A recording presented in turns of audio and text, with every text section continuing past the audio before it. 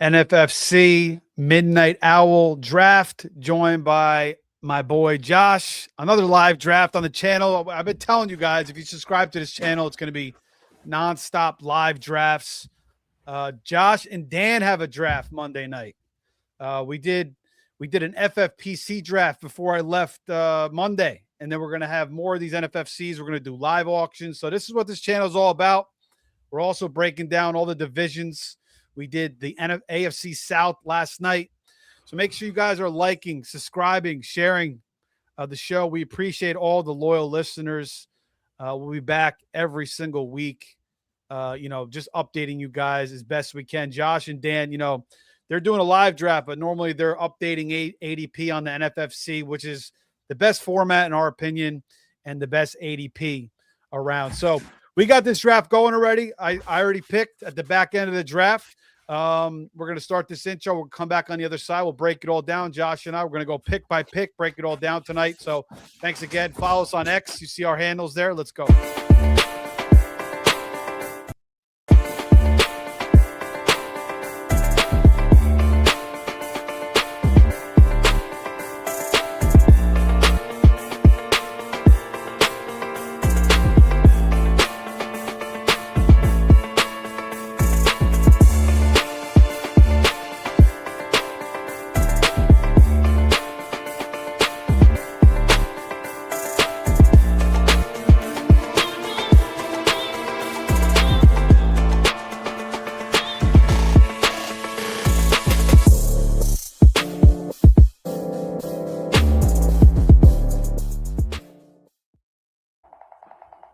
Okay, man. Josh is joining me tonight, and I start at the back end of the draft here, Josh. I got the 11th pick, and I go James Cook, and then I take Saquon Barkley. I only have one share of James Cook. I have no Barkley yet. So, a little bit different. Some guys take receivers. Some guys go back-to-back running backs. Kenneth Walker, who I like a lot, he was gone. Chase Brown was already gone. So Barkley was sitting there. I kind of wanted him. What are your thoughts on Barkley this year? A rebound season with the new offensive coordinator coming in, Sean Mannion. What do you think? I do think he's going to have a rebound season this year. I'm in on him. I know me and Dan we have a share or two of Barkley already, so I'm definitely in on Barkley. I lean a little bit more towards Cook than my partner Dan does, but in the right spot. I know we would both take a shot on Cook, but I like that start. Yeah, we'll see how I piece this all together. So again, NFFC, if you're on the West Coast or you're a first timer watching this is third round reversal. So I get the second pick of the third round here as it swings back up to the back of the draft in third round reversal. Again, this was started years ago with, the Danian Thomas, the Priest Holmes of the world, the Sean Alexanders of the world, these dominant running backs that just, you had such a huge advantage if you were at the top end of the draft. Now it's evened out a little bit more. But I mean, you could argue with guys like Gibbs and Bijan and, CMC and, it's still a big advantage to pick at the top of the draft. So this kind of just evens everything out for the entire field. It's the only format that still utilizes this. So that's what makes the NFFC most different from other sites. In addition to the passing touchdowns, you get 6 points. Okay, so let's see here, Josh. It's swinging back to me. George Pickens, I've been getting a lot of them. I mean, he seems to fall into my lap. I like taking him. I haven't been taking much Nico. I have a little bit of Olave. I haven't grabbed any Devonta yet, but I don't know if I want to grab two Eagles. So there goes Pickens. I could take Trey McBride here. I mean, that's a pretty solid pick, but I kind of want to fade the tight end position in this draft. What receiver would you take here? Probably be for us. It would be between Devontae and Nico. I lean probably more Devontae, Zay Flowers if it was just me individually. We don't have any Zay Flowers, so I would like to get one share of him myself. I don't know what shares you have. Olave's interesting though. He's right there in that range too. I have no Olave. I have some Olave. I have no Devonta. So But you've got Barkley, so going Devonta is tough.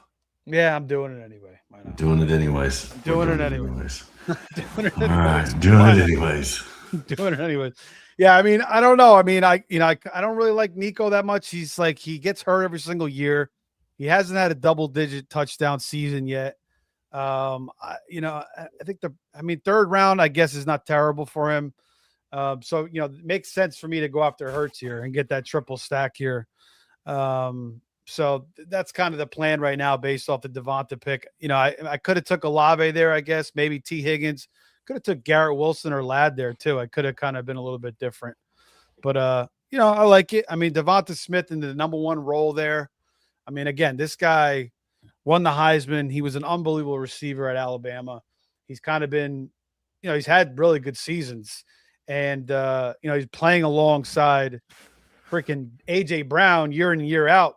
He's had 3,000-yard seasons, 3 out of his 4 years. So, maybe Devonta gets to 1,300 this year. Maybe Devonta gets to 11 double-digit touchdowns for the first time in his career. But after the last year's debacle with that Eagles offense, with that simpleton offense, I think Mannion coming in, they're getting Lane Johnson back healthy. I think things will rebound a little bit here, similar to what happened a few years ago when they brought in Kellen Moore, and they rebounded hard that year. After the year prior they kind of struggled as well. So that it is what it is. So a little bit of an Eagles stack going on right now. Yeah, it's going to be interesting to see how Devonta does without A.J. Brown across from him for a full season. When the defense has kind of got their eyes on him, but that's part of why I think Barkley has a rebound season, because getting Barkley going can open up that passing game. Yeah. I mean, this is. It's still a nice offense to go after in fantasy, the Eagles offense, I think. And I like Lemon. Goddard's going to get a bigger role. They bring in Dontavian Wicks, who obviously we all know Joey Brown absolutely loves that guy. And I mean, hey, everybody should be a fan of Dontavian Wicks. He's a solid player. He just never really had a full chance to kind of show his skills. He's had some chances. He gets criticized for the drops or whatnot. But I just thought it was kind of a good piece to bring in, after years of Jahan Dotson doing nothing year in and year out. I think Wicks is kind of an upgrade there. And, you lose A.J. Brown. Obviously, he's an absolute force. But, Lemon, the guy won the Biletnikoff last year as the best receiver in college. So the Eagles, they just piece it right back together. Their offensive line is still really, really solid. So let's go with it. All right, so what do you think about the board so far? Any of these starts that you like? Well, one start that's really interesting is the Jonathan Taylor, Brock Bowers, T. Higgins. Starting out solid at three positions there. Jonathan Taylor, if Danny Dimes is going to be healthy all season, that's where he needs to be going. If he can replicate what he did through those first 10, 11 games with Daniel Jones, then he's going to be a really good pick. We've got Jameson Hutchinson in the chat there, said neighbors didn't take too long to shoot up the board. That's the NFC, man. These guys are so aggressive. And neighbors over the last week, I think that's his new men pick. Matter of fact, I have to 20. So his men pick was 23, if I'm not mistaken here, and his max was 51 over the last week. So yeah. Shout out to Jameson. Back, he used to work with Face Off when I was there as well. I like watching. He's got some funny posts. He's always taking on these big projects at home where a little bit more than he could chew, but he gets the job done. So, shout out to JMO there. And Neighbors, man, we were talking about that, a few weeks ago when I took him. I think it was the 4th round. We were kind of saying, he could either fall or he can move up. And now with the news that he's going to avoid the pup. Obviously, it makes sense. He's going to move up. Now he's still not out of the woods yet. I mean, he's still got a lot of things to clear. There's still some concerns there. So, he could be fluctuating back and forth as we get to the season. He looks really good though on the, just out there running the drills and everything. I mean, he's cutting and moving. It looks like at full speed. I don't know if it is or not, but what I've seen so far looks good. Steve G is doing the other hour. Got me thrown out of the bedroom on the couch tonight. I guess one too many drafts there for Steve G. Steve, I was going to ask you actually, man. It sucks because if you were in our draft, I would probably throw you in here tonight, unless you want to jump on with us. But I don't know if you could do that while you're drafting in the other draft. It might be a pain in the ass. But you let me know, man. I'll send you the link if you want to hop on tonight with us. Love to have you. 3rd one today. Hey, man, that's it. Grind it out, man. I mean, I'm trying to. It was good that I was actually gone for a while because I would have had a lot more in the books. So I'm trying to hold back, but at the same time, it just gets, once you get into a rhythm, you just kind of want to do it. And you see everybody else drafted, and you see these certain builds, and you want to have the right builds, and you want to compete. So, we'll see how we end up. I know Gamberg's going in this year. Joey Brown's at his highest level. So we'll see where we end at. All right, swinging back up to me. Team 6 goes Amon-Ra St. Brown, A.J. Brown, Jalen Waddle, Kyron Williams. I mean, all these starts look pretty good. Jonathan Taylor, I was watching the draft with Billy and Greg last night. I think it was like the 10 o'clock draft or the 8 o'clock draft, and Taylor went middle of the 2nd round. Did you see that? I saw bits and pieces of the 10 o'clock draft, so I did not see where he went. So did Saquon. I think they both went like the middle of the 2nd round. Yeah, Saquon's got a wide range where he goes in the 2nd round. I mean, I think he went all the way at the 211 the other night, I believe. 211 or 210. I can't remember. But then he goes tonight at the 2-2 to you, and I don't necessarily hate that. I mean, some of these drafts are starting to look a little more like they did maybe 3-4 weeks ago, where we're getting a lot more green on the back end there of the 1st round and beginning of the 2nd round. But round 3 still very yellow. Yeah. All right. So come back to me. 2 running backs and a receiver. And obviously, in this format, you start 3 receivers. And I was hoping you were going to get Watson. I've been watching. I said, man, if he's going to be there, I might have to say something to him. Yeah, I was hoping for that too.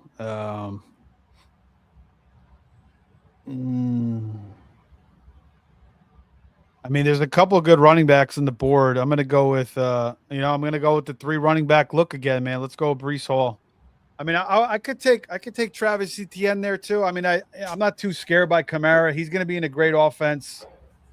I think Etienne's going to be the main ball carrier there. I think he's a fine pick. I think he's probably even a safer pick than Breece Hall, considering how much of a shit show the Jets are year in, year out. So Breece Hall, he's arguably one of the best running backs in the league. He's just on the worst franchise in sports. So that's the biggest risk every time you take Breece Hall. So I'll come back here. I'll take a receiver. And then we'll see how to make this work the rest of the draft. But Colston Loveland, man, I mean, I'd like to take him. I got to start taking him. Obviously, got to reach a little bit for him. But it's very well deserved. I mean, the guy's going to be a target machine. I think there was a report today he caught 3 touchdowns in practice. So obviously he's Caleb's he really seems like Caleb's favorite target. I mean, we saw that down the stretch last year. I think that continues into this year. You kind of see the same thing, or you think Burden's going to be, maybe could step over him or Rome? I'm kind of an Odunze guy. Myself, all my Twitter feed's full of Burden right now, though. It's everything's Burden. So I don't know. That's going to be interesting to watch and see how that all plays out. But yeah, I mean, Loveland's definitely the favorite guy to take for targets. All right, so we're gonna go. This is gonna be DJ Moore here. So we got 2 Bills and we got 2 Eagles, but we don't have the quarterbacks. Josh Allen's already gone, so I can't pair that up. But I like it. I like DJ Moore a lot. I've always liked him. I feel like he's going to have a big season this year with Josh Allen. I feel like, he was kind of more like the decoy type of player in that offense. He was the guy that was clearing everything out for, Burden underneath and, Loveland underneath. If you watch how the way that offense operated, it was just a lot of like Loveland delayed routes and, just him kind of finding zones underneath and similar to Burden. Moore was the guy that, when Caleb needed to make a big play, Moore was kind of usually the guy that was making the big play when he needed it most. Obviously that catch against the Packers, that comeback against the Packers was an insane play. But I just feel like Moore, a couple of years ago, he had a career year with Justin Fields. I don't think he's really lost too much as far as his athleticism and his burst. I feel like he's still got it. The guy misses 0 games. He's healthy year in and year out, and he's got the best quarterback in the NFL.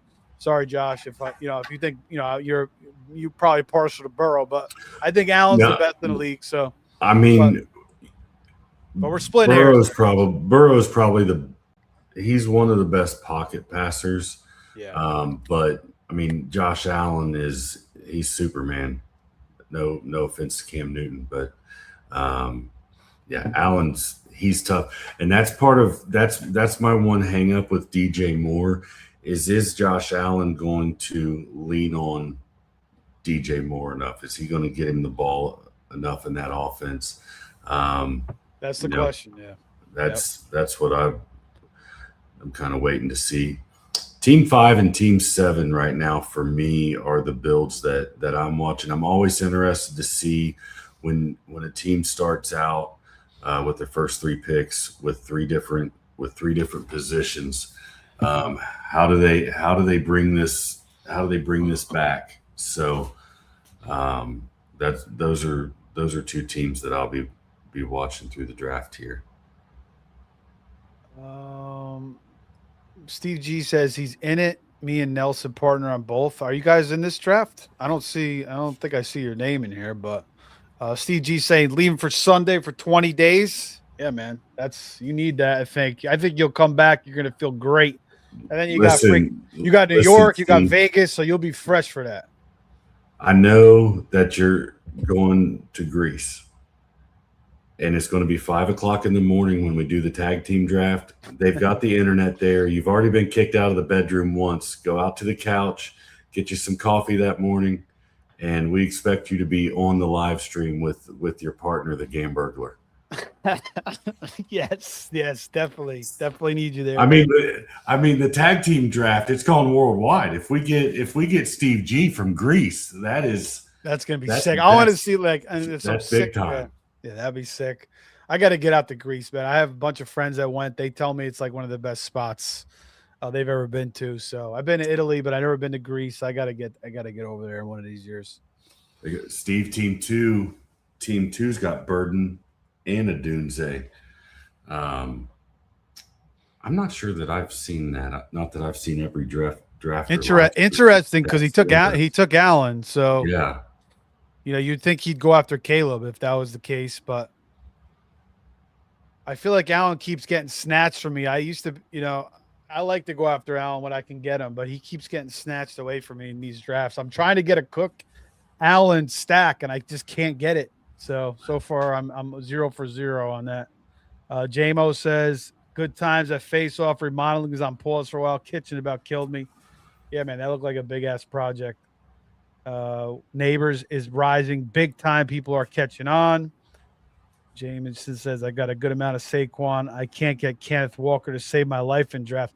Man, Kenneth Walker, I mean, the more you think about Kenneth Walker in this Chiefs offense, Andy Reid, Brian Westbrook, LaShawn McCoy, Kareem Hunt, I mean, it just seems like an absolute smash, don't you think? I mean, the only risk with Walker is obviously he's had concerns with his health, and the Seahawks did a really damn good job of holding him back, and they didn't really use him full time. They only really used him full time because Charbonnet was hurt, but he totally delivered. I mean, he carried them. He was a Super Bowl MVP. I mean, he was a huge part of that W. So, I mean, if he's healthy 17 games, which is the question with him, I think it's, I mean, he really could be worthy of a first round pick, in my opinion. It'll be, yeah, that's in the Kenneth Walker situation is interesting to me in Kansas City. I'm interested to see how that works out. Mahomes with his mobility is going to be really key to that offense. I think they went out and made sure they got Walker to help take some of the pressure off of Mahomes. But I don't know. That's going to be an interesting player this year. Yeah, I mean, Mahomes, he even said it. He's like, if I can't get things done, then I'll just hand it off to Walker and let him do his thing. So I think they're excited about Walker. I think Andy Reid had enough of these 7th round running backs between Pacheco and he drafted that freaking rugby player and he drafted another 7th rounder that didn't work out. I think he wants to get a star running back similar to what Shanahan did with McCaffrey and just kind of, utilize, stop the guessing game a little bit and, get that explosive run game back. And maybe that helps the entire offense as well. Al's in the chat says, what team are you guys? We are team 11. Steve is saying he's team 4. Steve says he downloaded that program so I can do that draft. I entered your guys' OC for Monday, but Nelson's going to do it for me. All right, so you guys got Nelson in that draft. I had complete faith that if anyone was going to get in that draft, it would be Steve G and Nelson. I don't think they missed too many OCs, if any.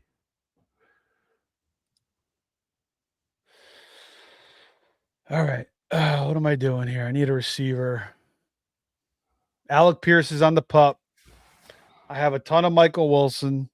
Cortland Sutton and DK Metcalf don't excite me. Quentin Johnston, I have a little bit of him. He's not a bad wide receiver 3. Which way would you go here, Josh?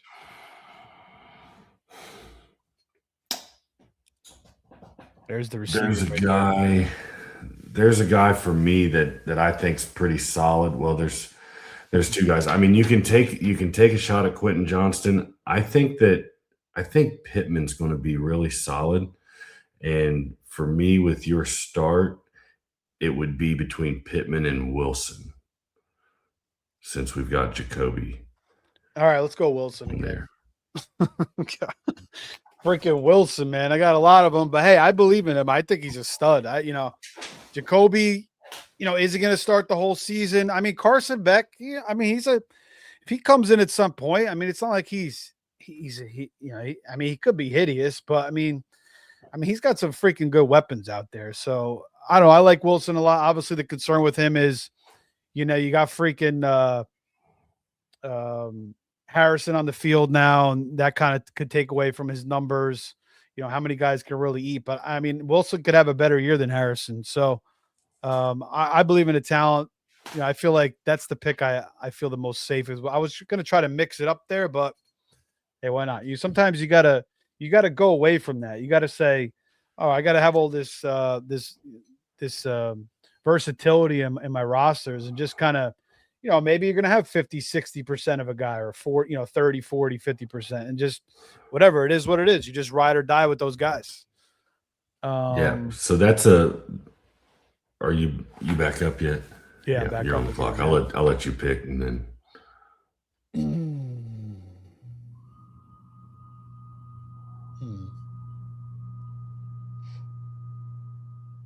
All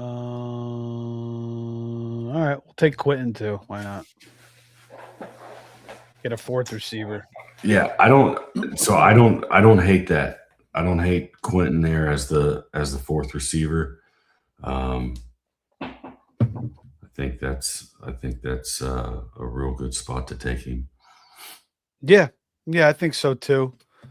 He's kind of like, he's going to have some games where he's going to go off for 4 catches and 80 yards and a touchdown or two, and then he'll give you some 3 for 30s every once in a while. But I mean, he keeps getting better every single year. I mean, I think when he first got into the league, we all kind of saw he was raw. He was dropping passes. It just wasn't really flowing right for him. And this Chargers offense should be better than last year with this offensive line getting back healthy. Mike McDaniel's in the house as well. So, I mean, Quentin Johnson could have even a better year than he had last year. No more Keenan Allen in the building. Maybe Trey Harris kind of interrupts that a little bit. It's possible, but I think Quentin Johnson has the stronghold there. He's already delivered last year. So, fourth receiver, I like it. I got 3 strong. I kind of like this 3-4 zone I got going on right here. This 3-4 defense rather, or 3-4 offense, I should say. Can you throw the board back up? It's on the. Oh, my bad. Yep. It's all right. I'm flying blind over here, so I don't. Thanks for reminding me. No, you're good.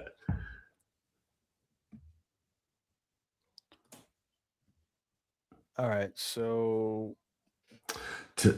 team 5 in the 7th round with 1 wide receiver. I can get behind just about any build. It's really hard for me on the 3rd running back, but the 4th running back there. That's a tough build, but let's see how it plays out. I saw one the other day. Could be the same guy. I have no idea. I saw something similar to this the other day, though, and the dude just crushed wide receivers all the way and, kind of gave himself a shot. I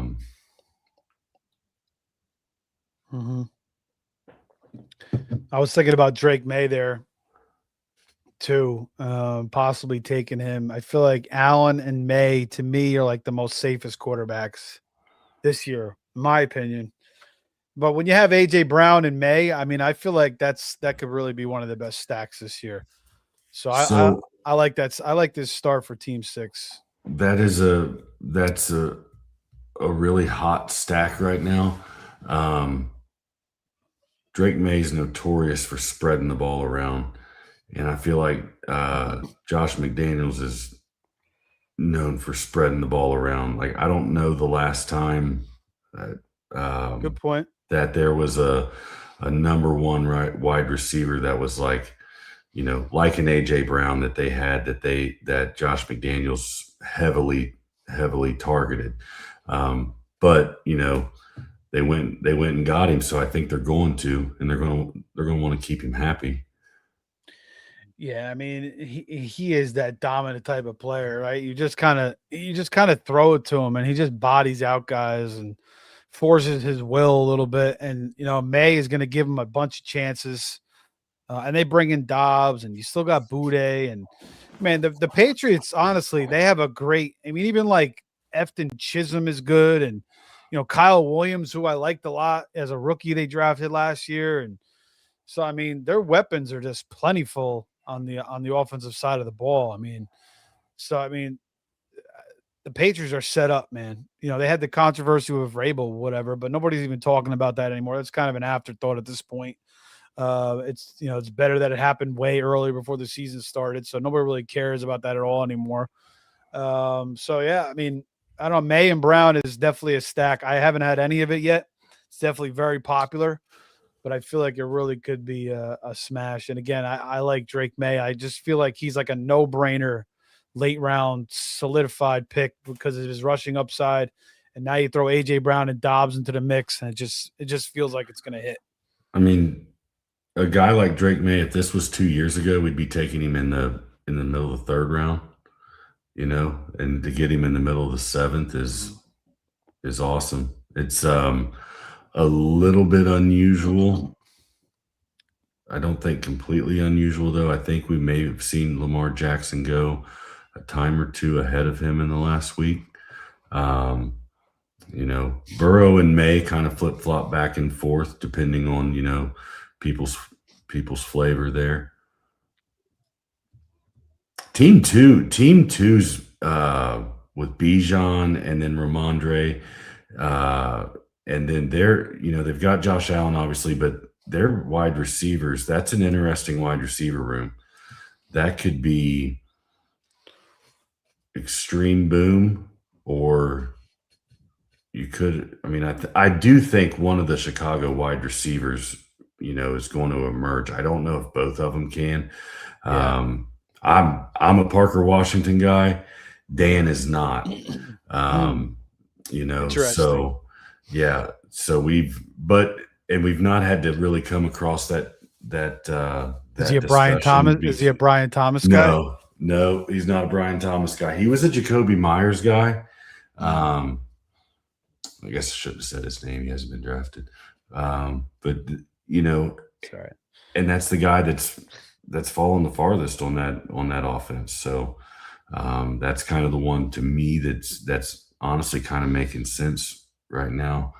If you're not sure, if you're up in the air on who the most targeted wide receiver is going to be, or who's the big fantasy guy.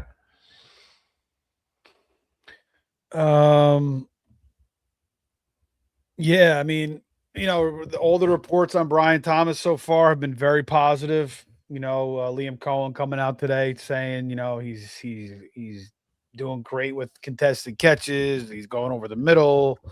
So everything's looking good there. And look at the running backs that are going here. I like what Team 2 did. You know, he got his receivers, he got his quarterback, and then he gets Pollard and Stevenson. You know, I mean, that's as solid as they come. I feel like after Dobbins, it kind of like I would never take Jordan Mason over Dobbins. I don't understand that at all.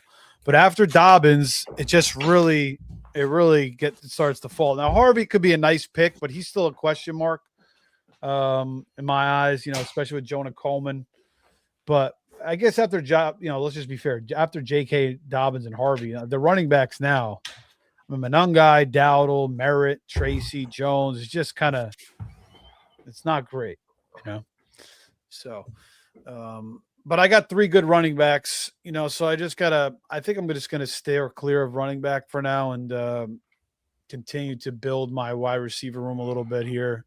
Eventually grab a quarterback. And I want to grab a tight end.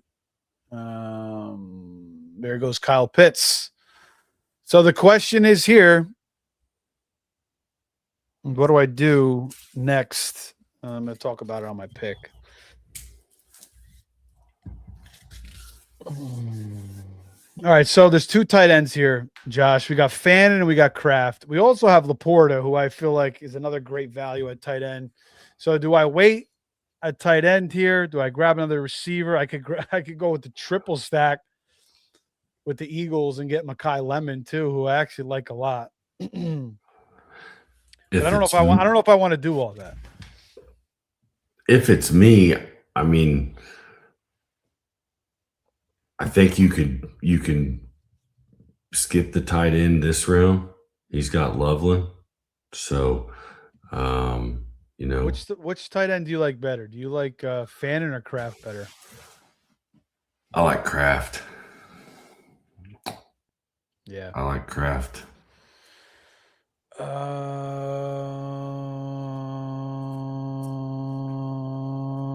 right, let's take Golden.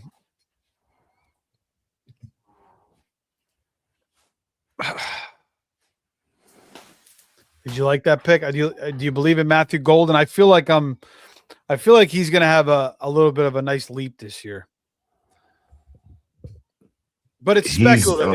It's very speculative, you know. You know, I believe somebody was talking pretty highly of him. That's a big Packers fan. That has a lot to do with why we're all drafting on these boards, and he likes Golden. I'll hit on the Packers here in a little while. We'll see if it comes up again. But I do like Golden. I think he has potential. Him and Reed are two guys that I'm kind of watching and interested to see which one can emerge there. So this guy, I probably should have took Hurts there to get the stack. So this guy takes Lemon and Hurts, and he steals the Eagles stack from me. So that was probably a mistake there. I just feel like, I don't know. I don't really care that much though, because I feel like I can still make it work at quarterback, and it's not like you necessarily truly need the stack to make it work. It just makes sense in this build. So I'm gonna go this route here instead of Fannin, who I absolutely love. I'm gonna take Tucker Kraft, who's off the pup and is back for the Green Bay Packers. So that's all good news for Tucker Kraft.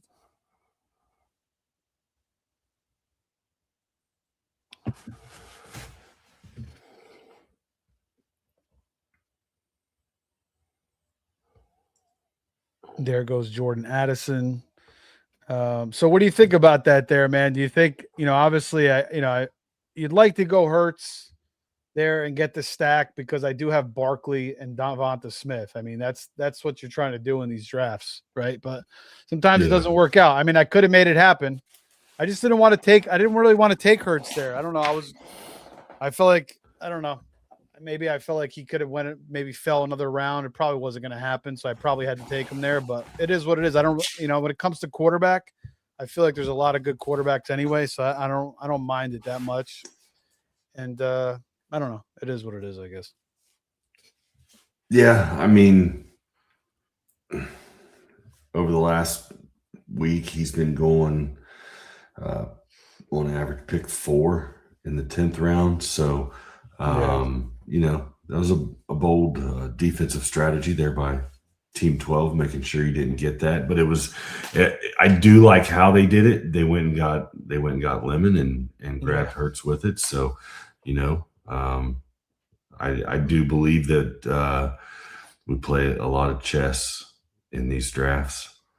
So, especially, I mean, when stacks are popular and people see you doing something like that, especially if they're watching the live stream, they've got the upper hand to be aggressive. So,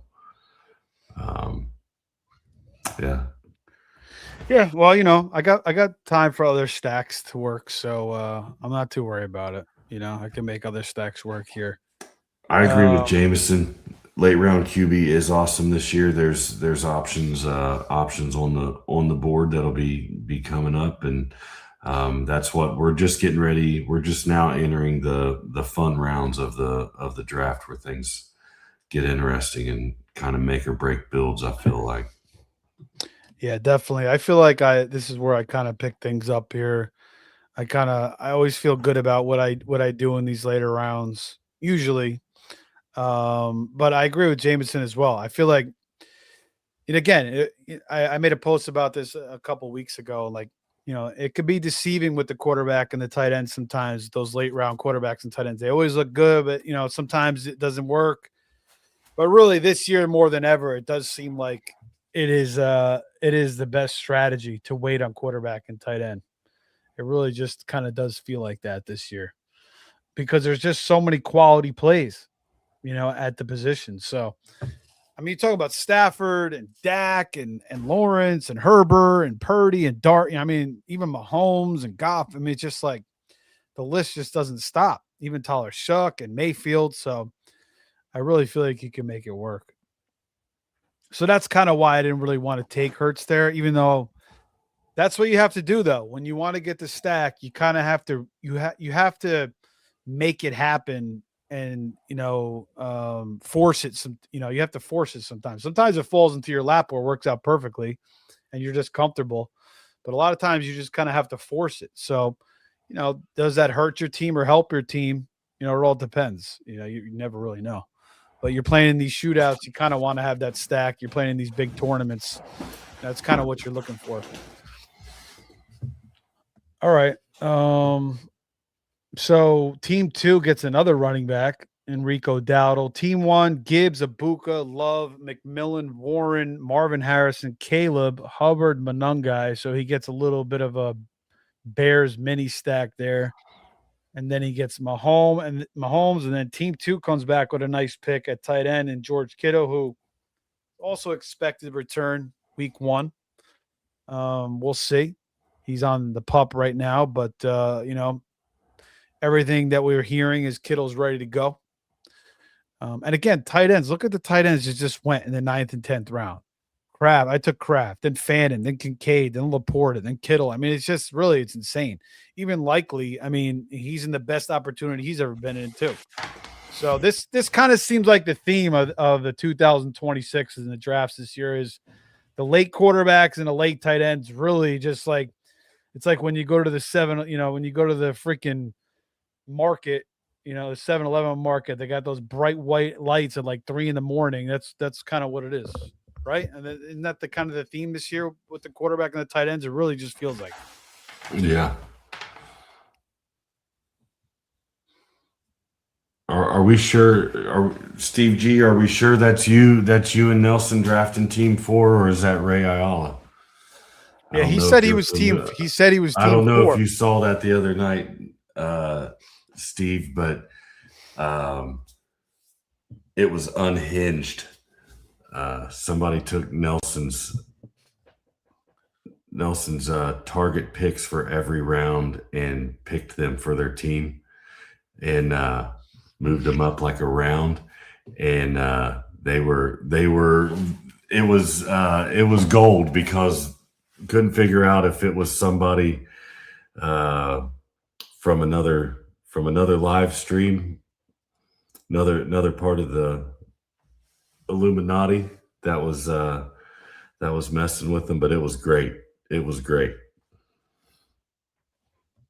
And I think he got like the first 10 picks or something like that. It got better every round. I think what's going on is, Steve, I sent you the link, man. If you want to join, I think you're drafted in the other one and Nelson's drafted in this one. But if you want to hop in, man, I sent you the link on your X. So check that out. All right, I'm up here. What do you think about Pearsall? I mean, they're saying he might be out for the year again. So I mean, how could you even draft him right now? Man, we absolutely dodged a bullet, because I was in on Pearsall this year, and I think I had convinced Dan. It didn't take a lot of convincing, but we had been on the wrong side of the board to where he was going.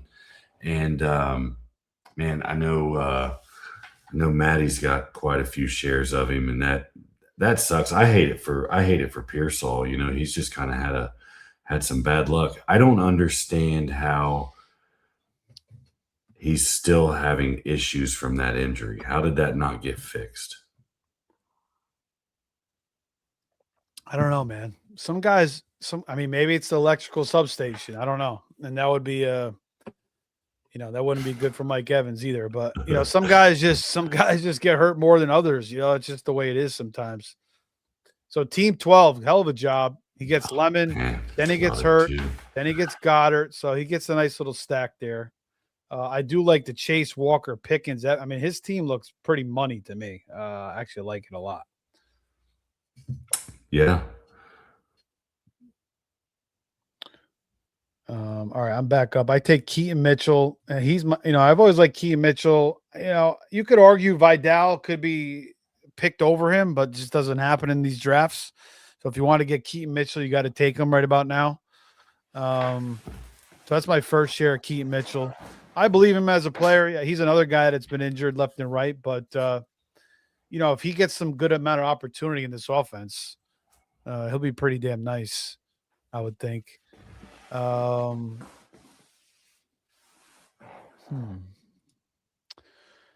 not taking a quarterback. I'm not taking another tight end right now. Do I go back to receiver or do I go back to running back? Who do you like here, Josh? Look at the running backs there. Anybody stick out to you there?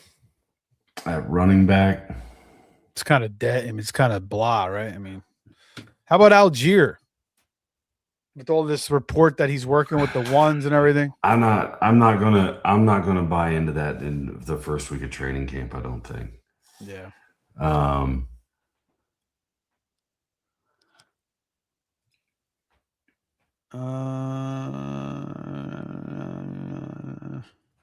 right, I'll take Jonah Coleman. Why not? Add another running back there. I mean, he might. Who knows about Jonah Coleman? Is he really going to have a huge role? But the thing is with J.K. Dobbins, I mean, he's a hell of a player. He promises that he's going to play all 17 games this year. It hasn't happened in his entire career. So, maybe Jonah Coleman looks good in this offense. Maybe maybe Harvey takes a little bit of a step back. I don't know. Just taking a shot there. The running backs, you're just kind of, you could go Tracy there. I don't like Woody Marks. Algier, I mean, it's not, I don't know. I kind of could have went Algier. Chris Rodriguez, he's a little bit banged up, coming off of foot surgery, but he actually did run pretty good last year. I thought he had some nice runs. I mean, he's never really excited me, but obviously he's in a good offense and he has familiarity with Cohen, so he could have a little nice role there. Are you guys into Chris Rodriguez? Joe is telling me he's got like a bunch of shares of him. Does he? Yeah. Yeah. No, we're not on Rodriguez. Tootin is the one that we're leaning towards there, but I don't. Where he's going in the drafts, I don't hate throwing a dart at him. Yeah, I mean, I've never liked Chris Rodriguez, but at this point, it's not a terrible pick, honestly. I think Tootin should be the guy. I mean, maybe it's like a 70-30 thing there. And we'll see about Quinn Allen. I mean, maybe he mixes in a little bit too. As another Cohen handpicked guy. So throw the draft board back up. Your cues up on the screen there. My bad. There we go. Thanks for reminding me once again. No problem.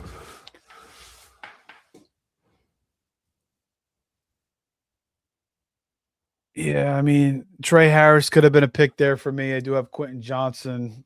I mean, a little bit of a handcuff pick. Yeah, I thought about mentioning Trey Harris, but I don't know if you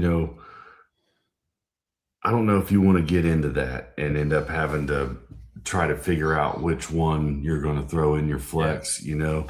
And maybe you're throwing Breece Hall in your flex. I don't know. Yeah, Breece Hall is in my flex, 100%. It's going to be Cook, Barkley, Hall, and then three of these receivers. Obviously Devonta, DJ Moore, Wilson, probably Tucker Kraft. So we still got to get a quarterback. We have not taken a quarterback yet, but we got some ideas here, and we'll make it work. What's your thoughts on Debo, Steve? I think Pearsall's done for the season. I mean, at least fantasy wise, in my opinion, he's going to be a non-factor. Yeah, we did the show last night, Divisions, but we were talking about the news before the show started. And I was kind of shitting on Debo a little bit, probably too much. Now that I think about it, now that it's like baked in and soaked in, I slept on a little bit. If Pearsall is going to be out for the year, Debo being there prior, and obviously knowing the system and working with Purdy and Shanahan. I mean, I saw him going to I think he's moving up, like he's getting drafted now, like what, 12th, 13th round or whatever. Yeah. Time. So I mean, he just went in the 11th here. Yeah. Middle So of the 11th. Okay, 11th round here tonight. So it's like he's going to be inconsistent, but he'll probably give you some good games. I don't know. I can't get overly excited about it. I guess that's kind of what we were all saying last night on the show between Joey and I. We were all kind of just like blah. It was kind of a blah pick, but maybe gives you 3, 4, 5 good weeks. And sometimes that's what you need as far as points or a W to get you into the shootout. So at this point in the draft, I think it makes sense considering the receivers on the board.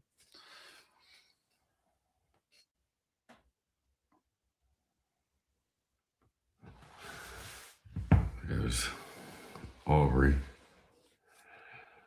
Yeah, I mean, he always goes like 12th, 13th round. Right. I mean, it's just locked in the 12th round. I mean, honestly, he's probably the one kicker I would take early. But I don't know. I can't do it in the 12th round. Like, I'd maybe do it like in the 6th, 15th, or 16th. That's just. I've got a spot that I feel like, depending on your build, there's a couple kickers that I think is worth targeting. But I'm not ever going to get an Aubrey share, even if I have a team without Dan, who gives me a hard time about kickers. I probably won't take him there, but I'm not going to hate on people for taking him. Yeah, no, I can't hit on it either. Really, I can't. I do have issues with taking a kicker and a second quarterback and a second tight end before your fourth wide receiver, though. So I don't know what's coming for team one, but true. I didn't even see hopefully that. some more pass catchers. Yeah, hopefully some more pass. What is going on there? Yeah, I don't know what team one's doing there. Maybe he's in love with some of these late round receivers. He's got a love affair, so that's possible. Shout out to Love Serve, says I've done over 40 of these, big time, man. Says Hurts never goes before Herbert or Lawrence. You made the right move. Appreciate that. Makes me feel a little bit better about passing on Hurts there. And then he says, Salvatore, are you sleeping over at Nelson's tonight? Must be. I think he's talking about Steve, right? Steve, yeah. Yeah. All right. Maybe. Where are you going this round, Steve? Well, let's see here. Well, I'll tell you what I'm taking. I'm going quarterback here. I'm going to go Jackson Dart. Oh man, we've got a celebrity. Hold on. Yo, Steve, what's up, man? What's up, guys? Welcome to the show. Finally, man. I mean, you can call it. I mean, I'm surprised that Hobbs is up and not retired. I mean, he's doing 2 of these tonight. Guy's awful. One of the worst drafters I've ever met in my life. Guy's really, really bad. If I was him, I would just quit fantasy football. Hobbs, I'm just telling you again, man. Quit. Give it a rest. Save the 40. If you go 40 by 350, you're at about 15 grand. Save it, get a few hookers, high-end one. Forget about this stuff, man. This is not for you. This is not for you, big guy. This is not for you. Let the guys that know how to draft. This is not for you. But getting off of that. Hobbs ain't in this. Hobbs is in the other one? Your draft. He's not in. Now see, this is confusing. I've got Steve G and Steve D. I'm not in either draft, and I'm trying to tell him which draft Hobbs is in. I don't think he's in any of these. I think he's just a spectator. I think he's like, I'm not going to donate another 350 because I don't think he's in your guys' draft. I see your guys' draft here. I don't see Hobbs in there. He was in the last one. He was in. Yeah, Is Love Serve, is that Hobbs? that's him, I guess, in the chat. Because he calls me Salvatore, which is, I mean, I don't know. I feel him, I guess, Like, he keeps saying I have a rash. Guy's sick. But anyway, forget about this guy. What's going on here tonight, boys? Steve, good build so far. Yeah, you like it? Yeah. What do you think about me passing on Hurts there? I mean, obviously that's not ideal. Right? I got to be honest with you. I'm not a big Hurts guy. Yeah, that's what I'm thinking. Yeah, exactly. The way you set this team up, it would have worked. What round? Yeah, it would have worked. It would have worked. I probably would have taken Hurts, and then Golden comes back to you, I think, maybe. Or if not, you just take Kraft, because Kraft's a great pick where you took him. Yeah. I mean, I'm in on Kraft. I don't care about the injury as much. 9th round, Tucker Kraft, the guy could really pay back. I mean, he was one of the top. He was like tight end 2 or something last year before he got hurt. So I'm definitely into him. Kraft's a stud, man. And it's good that he's 100%. Off the pup now. He's ready to go. Yeah, I'm not really into Hurts that much either, but like you said, the build was there. But, honestly, whatever. I'm good with naked Dart. I'll run Dart out there. The guy will run for, 8-9 rushing touchdowns. I'll get another quarterback at some point. Yeah. Because the guy could knock his head off. We all know that too. So listen, yeah, that's for sure. Yeah. But you definitely got options at QB left. Yeah, exactly. I'm looking at the board. You definitely have options, and a lot of them too. You don't even have to worry about that. Yeah. Unless it goes pink all the way through, these guys start going nuts. I think you're just fine where you are. Yeah, Dart. And to me, the fact that Dart drops this month, I think I took him. We're doing a slow circa, and I think we took Dart as our second QB. I think we took Daniels, who's dropping ridiculously. We took him in like the 11th round in that. And remember, FFWC is a little different because you have the extra flex. But we took him in the 11th round, and I think we came back in the 13th round and took Dart. So I'm definitely in the Dart. I think that he has upside. He might get his head clean, but I mean, definitely upside pick. Oh yeah, I mean, especially with Neighbors looking good, I like it. Yeah, the FFWC, it seems like the quarterbacks drop a little bit more, right? I mean, I remember that. It seems like the quarterbacks drop. Defenses aren't that important. I mean, this is my first year playing, but I mean, I drafted with Nelson, so he's been playing in this forever. So no, you've done FFWC. I haven't. I didn't do FFWC last year. No. Yes, you did. Oh no, yeah, you don't know you didn't. No, I do I do a lot of FFPC. Oh, that was FFPC. I do a ton of FFPC. We were in a league together. Yeah. That's right. You stole I remember we were in a league together. You stole like the last spot in the shootout, like the last week of the year on me. I think you beat me by like 7 points or something. I made a surge. The guys I had late last year, so I did like 93 big gorillas or 92 big gorillas. And I think I cashed and made the playoffs in like 47 of them. So it was like a really good ratio. Yeah. And late in the year, I just, because, you got to grind in these leagues. You got to grind the wire. So if you got to keep making, if you don't, next man up, it's not the, you're not going to be as successful. So there's a lot of work put into it. So this year we're like overboarding, and, it's just a matter of Wednesdays, Saturdays, Sundays. These are all vested days of waivers. So we're just going to keep grinding. So this is the most teams you're ever going to have this year? Yeah, it's going to be up. I mean, we're gonna have like 400 teams between all the formats. We're doing the Legacy League, so that's gonna be on the 28th. Wow. Yeah, filled. All right, give us the details. I'm going to close my door. Give us the details on that real quick. My kids are coming in. So it's going to be NFFC rules. They were originally going to do FFPC rules. It's going to be NFFC rules. It's going to be 600 up top. I believe 250, 200, and 100. No regular season prize. It's all going to the playoffs. And I think that's where they're that's where we decided. We did a call last night, and everybody was like voted. We said NFFC rules, and it just fell that way. So I'm sorry. What did you say about who makes is it the top two again? I mean, how does it work? Top four. Yeah. Gotcha. Top four. And hold on, guys. I'm just on the clock on this other owl, so I'm just gonna take this pick, and I'm right back with you guys.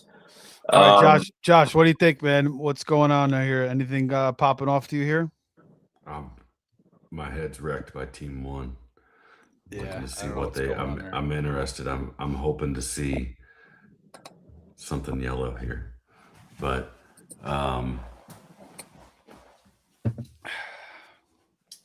yeah. Team 5 has been hitting the yellow pretty hard, like they needed to after the 4 running backs and the tight end in the top 6 rounds there. All right, there we go. Travis Hunter. See, this is what's interesting. Like when you with Team 1 doing a drafting like this, like I like to see who they're looking at, at wide receivers. Who are they looking for down here that they think they're going to get the value on?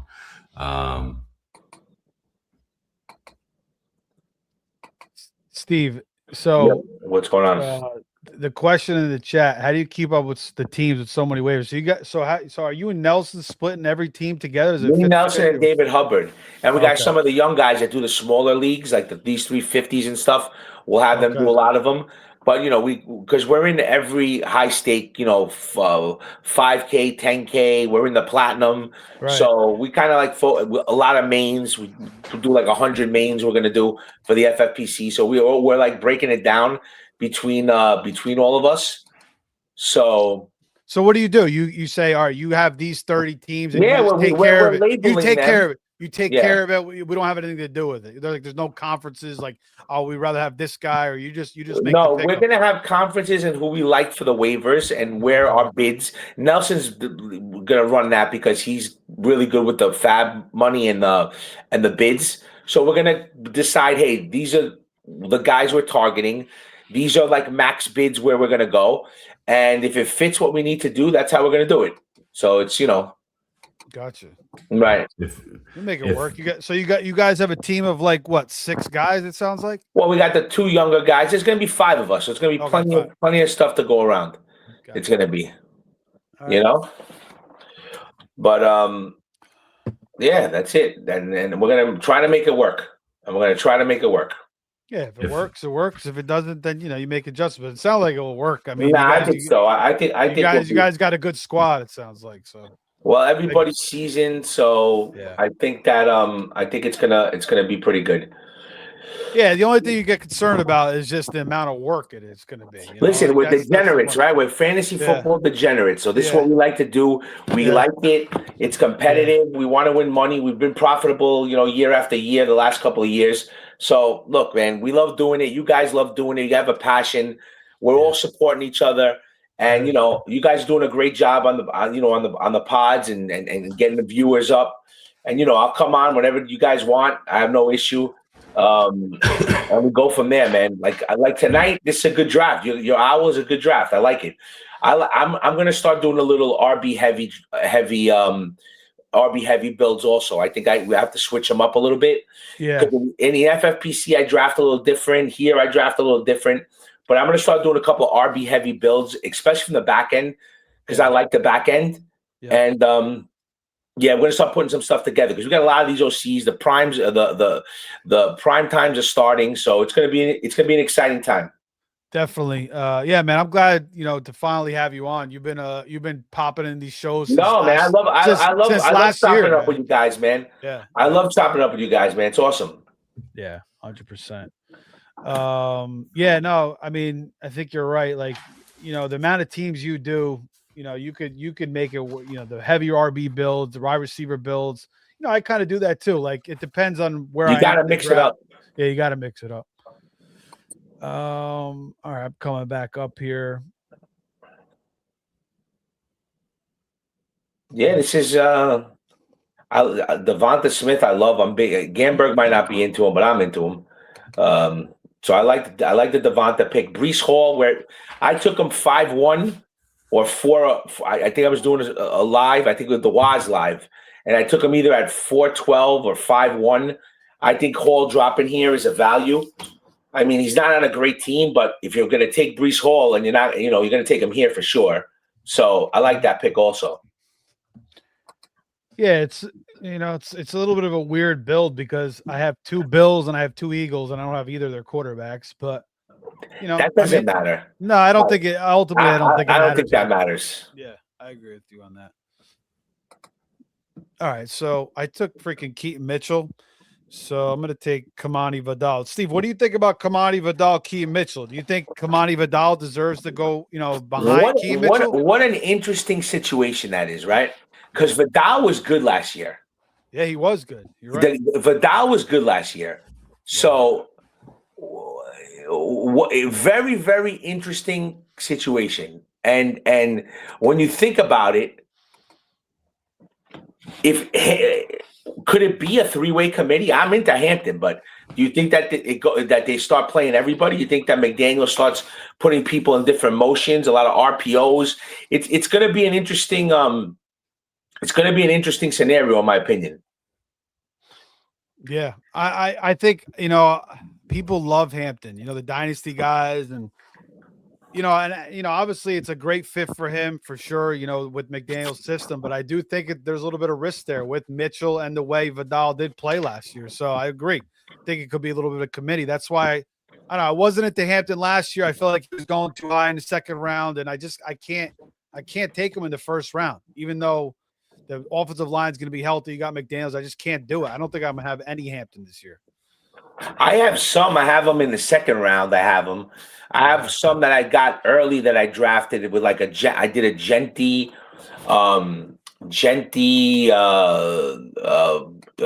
Hampton build, which I thought was real interesting. And I went from there, but I don't know how much I'm going to have. I kind of backed off on him because I just kind of feel that if you think about it, Vidal was good, and he is good, right? And now you have Keaton Mitchell, even though they're going to kind of play different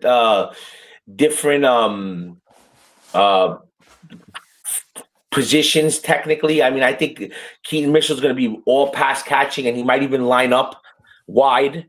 So, I mean, I just feel that I love the Chargers offense because I'm all in on Herbert. I'm all in on Quentin Johnson. I like McConkey. I've taken a lot of Keaton Mitchell. So I think that passing offense is going to be really, really good. I just don't know where I stand, who the backup is. I mean, I'm hoping that it's Hampton as a workload RB, and then he's mixing Vidal in when necessary, and Keaton Mitchell's getting different types of schemes. So they're all, because Keaton Mitchell could take it to the house anytime. The guy's explosive. Mm-hmm. So you have to think that he's going to have some kind of role. Yeah, Josh, what do you think about that backfield? How do you see it shaking out? I don't know. That's a good answer. I mean, honestly, yeah. I mean, we don't. That's a good answer, man. It is a good answer. Very honest answer, man. And it's a tough one to evaluate. It's a tough one to evaluate. I mean, we got to keep an eye out on the San Francisco team because, we have conversations on certain backfields and certain offenses. And as much as we like the San Francisco offense, that could go to shit the quickest you've ever seen something go to shit.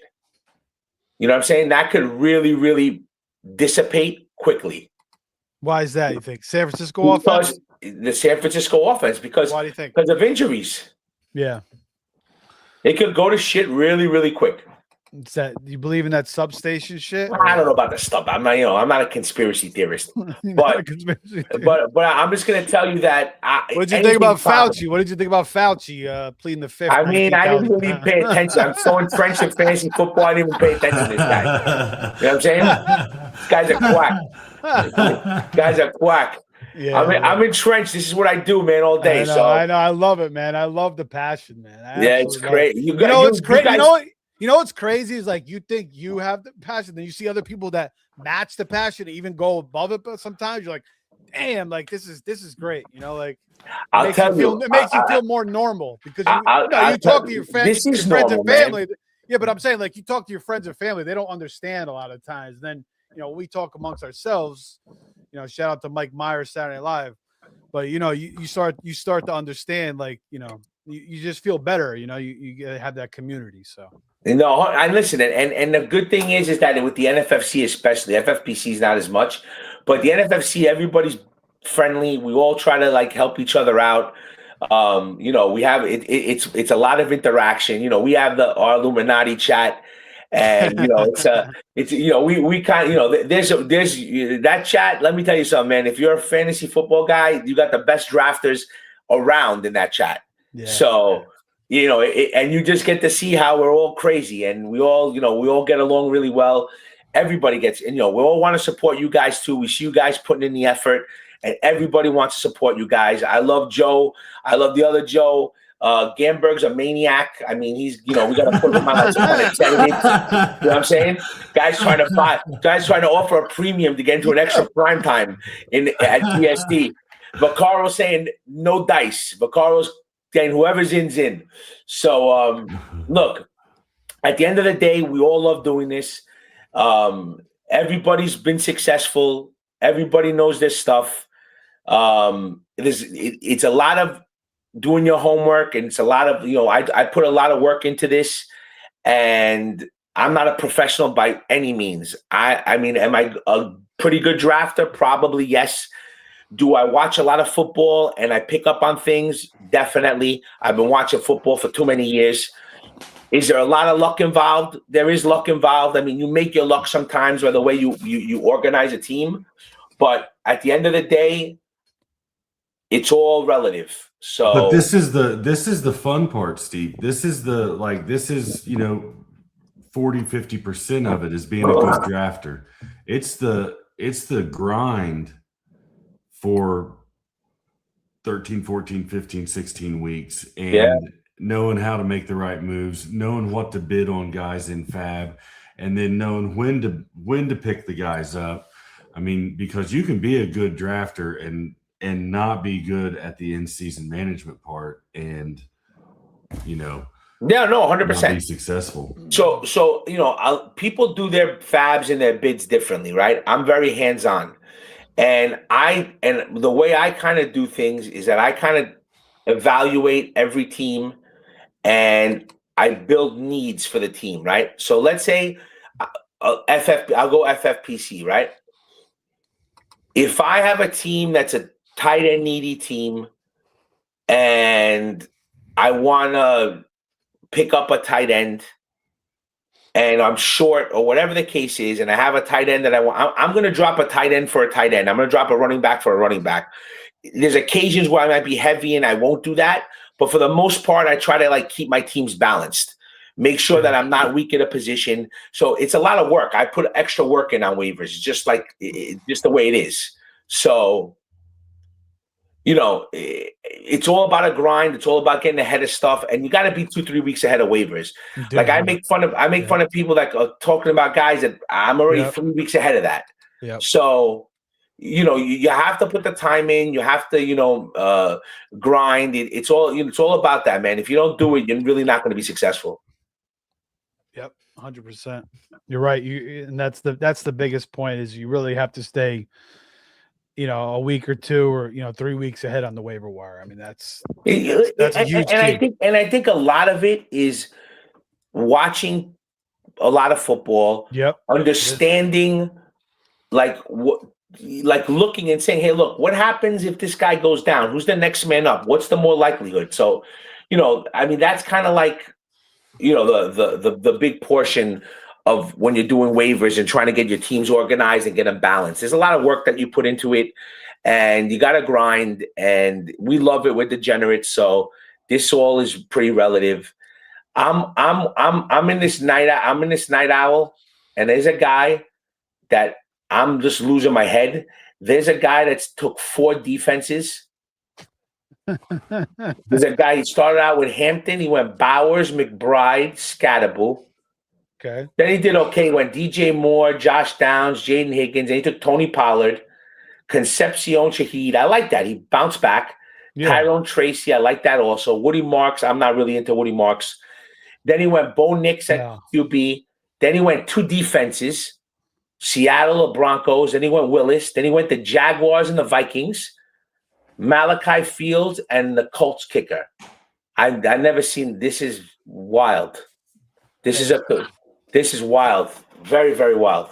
I understand taking 2 defenses. This guy took 4 defenses. This guy's crazy. This guy's nobody. Thanks for the 350. Steve, who do you like better, Ferguson or Gunnar Helm? I like Ferguson. Yeah.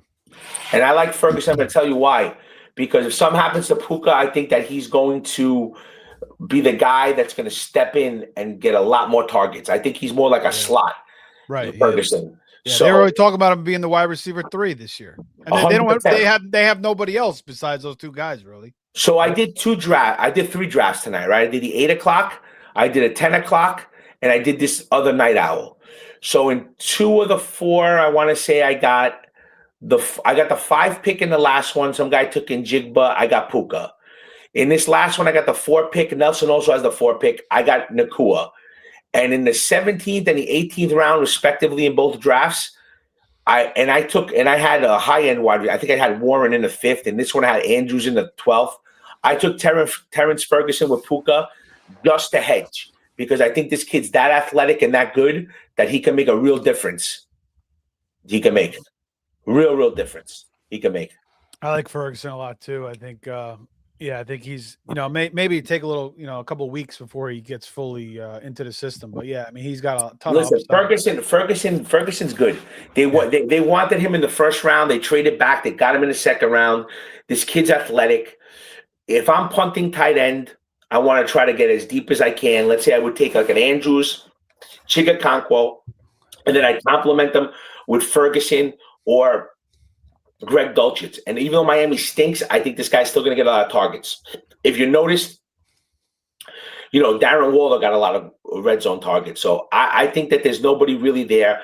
There's Malik Washington, there's Tolbert, there's a few other guys.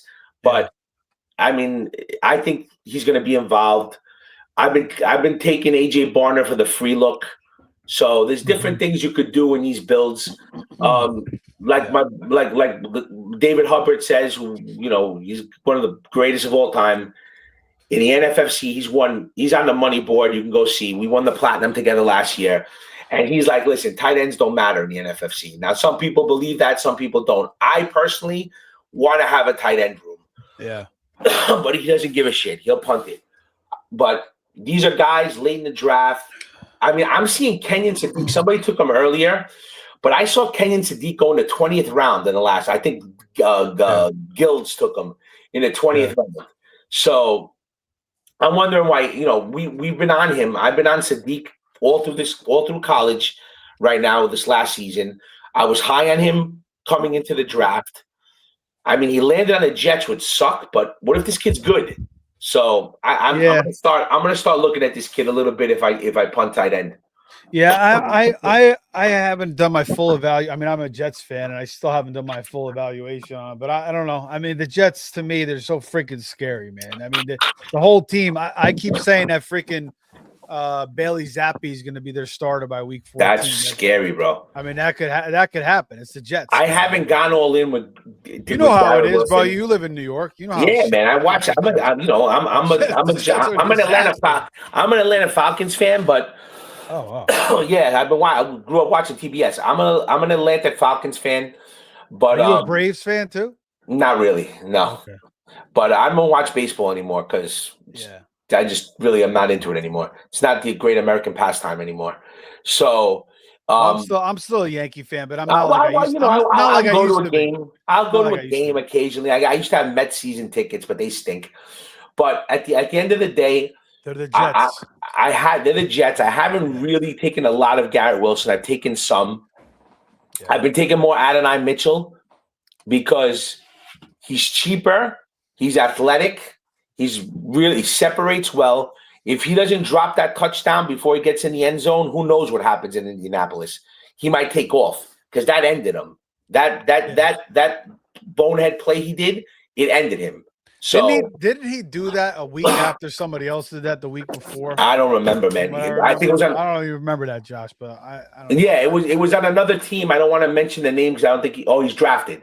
So it was Amari DiMarcado did it. So those are two players that if they would have held on to the ball and walked into the end zone, we'd be speaking completely different about them this year. Because A.D. Mitchell is really good. I've been following this kid for years. No, He's really good. Yeah. He's a really good wide receiver. So I like Cooper though. I think Cooper's going to be good for them. I'm not really into rookies as much. So Well, you like Sadiq? but I haven't been drafting him. I like him because it's intriguing that he was so athletic. He was a freak. Yeah. So I'm not into Cooper because I just don't think he's that great. You know who I like though? I like Cooper. The two Cleveland kids I like. Concepcion I like and Denzel Concepcion. Boston. Yeah, Denzel Boston kind of reminds me a little bit like Tyrell Williams. I don't know if you remember him, that Chargers receiver. Yes, of course. Yeah, yes. he actually had 1,000-yard year that one year. He did. Yeah. I like. Listen, guys, I'm telling you, Denzel Boston is. I like him and Concepcion. I haven't taken them as much because my builds haven't fallen there, but I definitely like him. I definitely like those guys. I like the Sean Stribling. I think that everybody's like, Debo Samuel's dust. Where are we getting here that Debo Samuel can't stay healthy? That's what we said last night, pretty much. Guys, this guy can't stay healthy. So we're talking about a guy that you're bringing him in. He can't stay healthy either. Kirk, I was drafting Kirk. In the NFFC, I was taking Kirk late because he's a free look. And I figured that he's got a shot because I didn't think Pearsall – I didn't draft a lot of Pearsall because I didn't think Pearsall was going to last.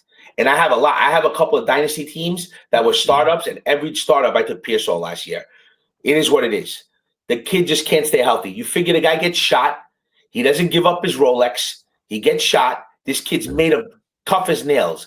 This kid's softer than my 1-year-old. So, I mean, this is what it is. You can't really you can't gauge sometimes. But I mean, Deshaun Stribling, to me, I don't think he's an 11th round pick, but if I can get him in the 13th, 12th, I'm going to take him just for an upside. Because after round 10, who gives a shit? Yeah. I mean, at that point, you're throwing darts up against the wall. Sometimes they're going to hit, sometimes they're not. So, everybody's firing up Marshawn Lloyd. We've been taking him since February. I have so many Marshawn Lloyd shares in the 18th round that you guys would spin your heads. Okay, guys going. I don't even know where he went. I think I must have dropped and cut him about 17 times last. He was, listen. David Hubbard wants to adopt him. He's been like his number one, running back. And if you watch the film on Lloyd, kid's the truth. He just walk out of his house and pull a hammy. Yep, exactly.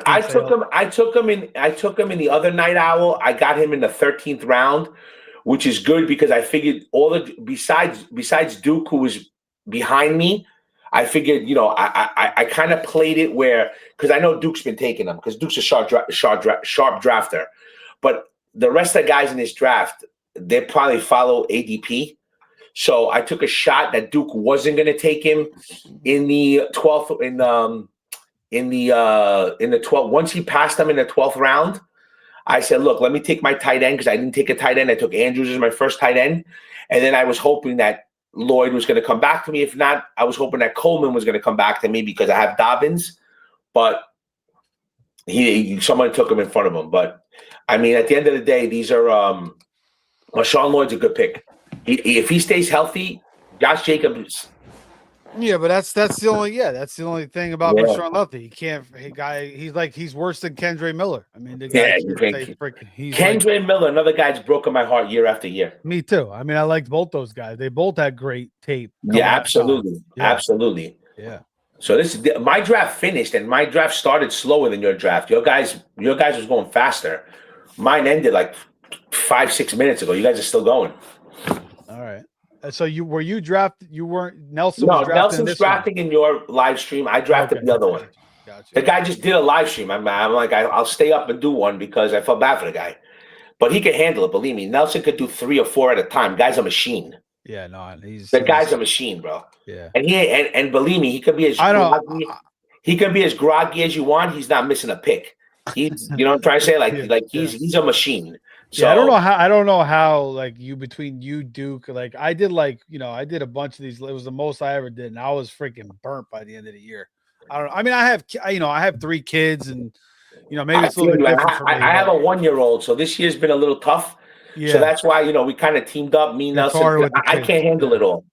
Yeah, it's harder with the kids for sure. Absolutely, and she's she's 1. She just turned 1 the other day, and she's getting there, and she's dad. So she always, it's a great thing too. No, So, God bless, man. That's great. That's great. Your and I daughters know are I see great. you guys. See you My posting daughter, your man. kids. I can't believe how much I love my daughter. It's incredible. Yo, man, but daughters, it's like a different feeling, man. It is. It's a different feeling. My daughter gets her temps to drive here in about a week, and it goes just like that, man. It's wild. So enjoy every second of it. Yeah, man, it's great. I'm having such a great time. I'm leaving for Greece 20 days, middle of drafting season. But I told my wife, I said, listen, no problem. It's gonna be good for you, man. That's gonna be good. I'm gonna I have the program that lets you draft overseas. It makes you look like you're in New York, so I can do the tag team, but I'm not gonna do really anything else. That's good. You need to. I did that, and I was gone for like 3-4 weeks, and it was better. I mean, I was kind of getting the itch. I was watching all these live streams, but I think you're doing it at the right time too. Yeah, I'm fine. I did so many drafts, dude. I got 100. Yeah, I got 130 big gorillas.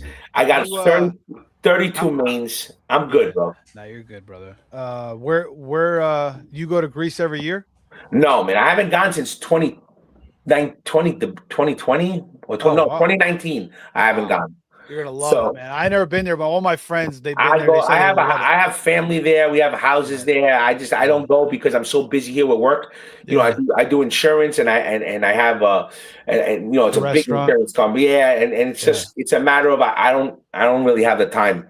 It's just tough, man. When you're here and you're doing a million things, it's very difficult. What parts of Greece are you going to? I'm going to go to Athens and my island's Chios. I'm going to go for like 4 or 5 days to Chios, and the rest I'm going to stay in Athens. I'm going to relax, go to the beach, man. I'm just going to chill out. I'll send you guys pics from the beach. You know what I'm saying? The food's unbelievable there, right? The food's very good. Very good here too, but the food's very good down there. Yeah. Do you guys want to go over this board, or you guys? What do you guys want to do at this point? Yeah, let's go over the board. Yeah, I gotta ask Steve a question real quick, and I'm not one to get in the middle of anything and stir things up. Except for it makes for good live streams. Go ahead. Now, did you see that Will Hobbs got a new partner? Who's his new partner? Well, I was told, and I don't know, but I was told that he was the original Greek in the streets. Listen, I don't know who the original Greek is in the streets. You could go get Jesus Christ. You know what I'm saying? I could care less. Any draft that this guy's in. It's Evangelo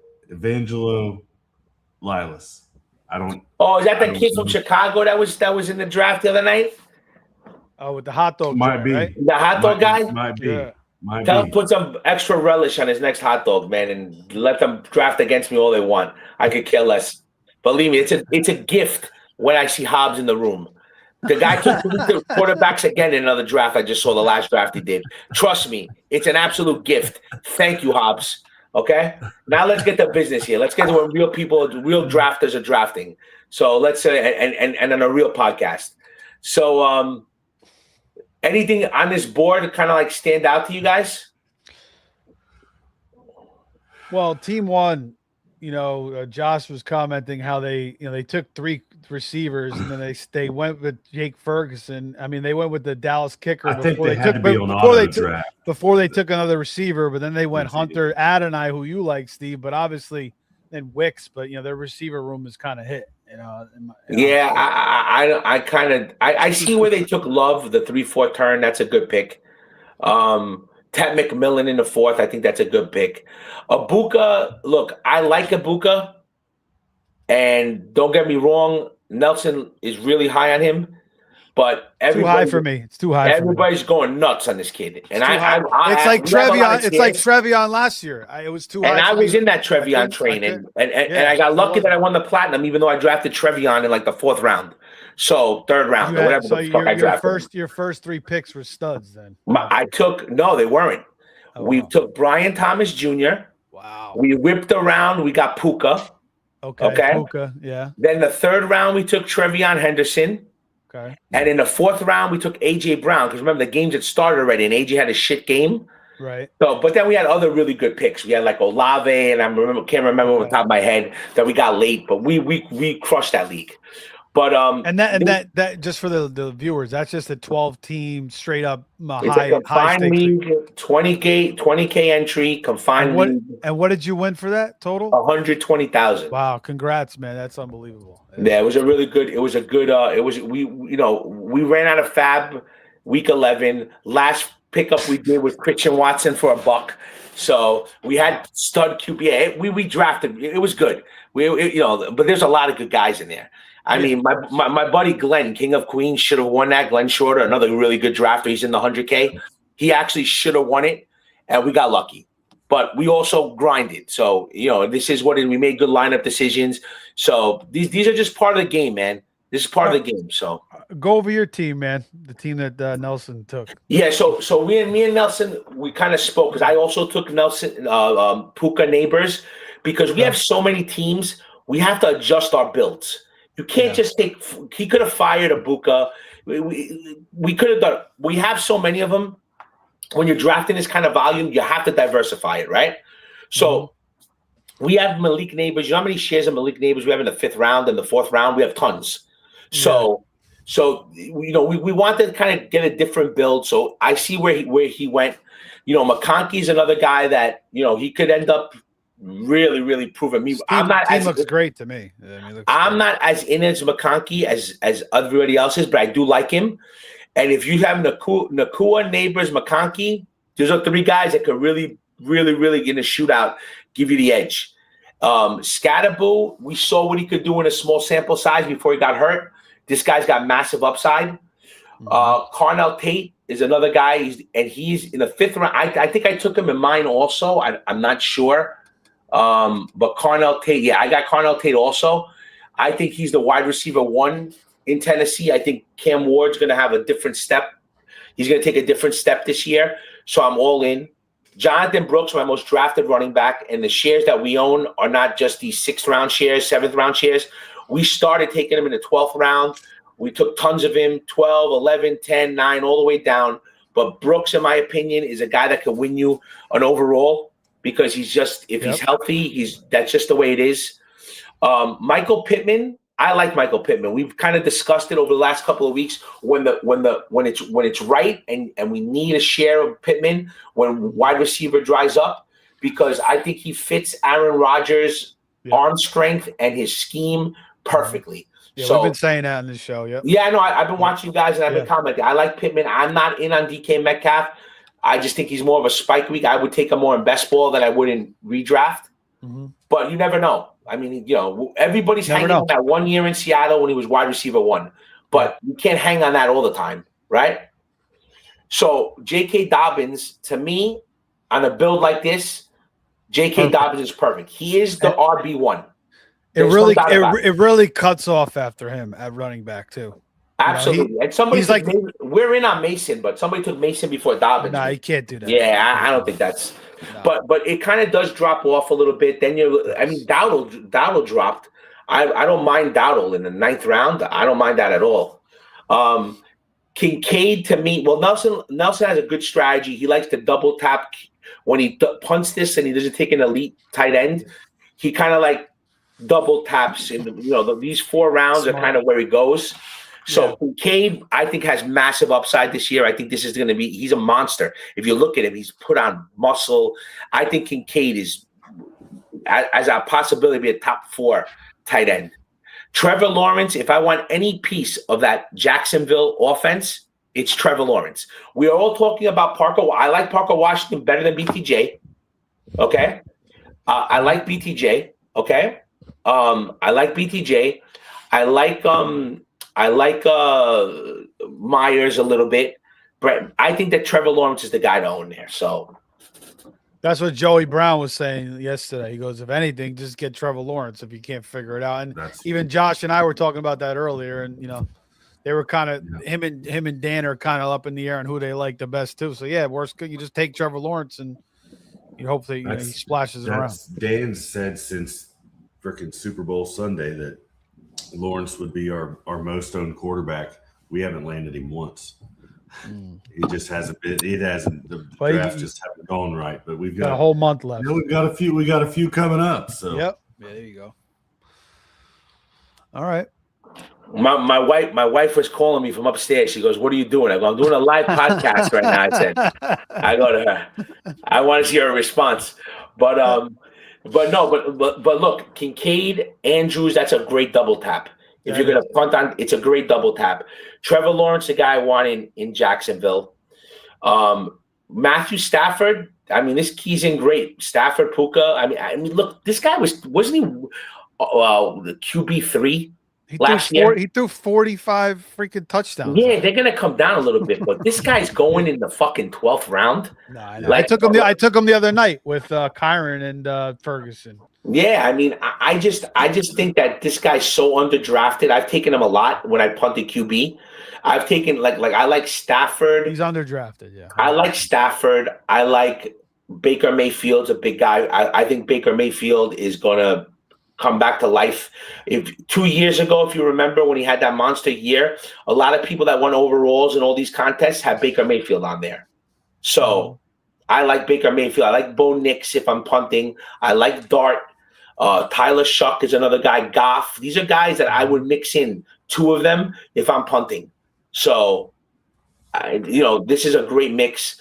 Isaac Tesla, he's an injury away from being a big difference maker.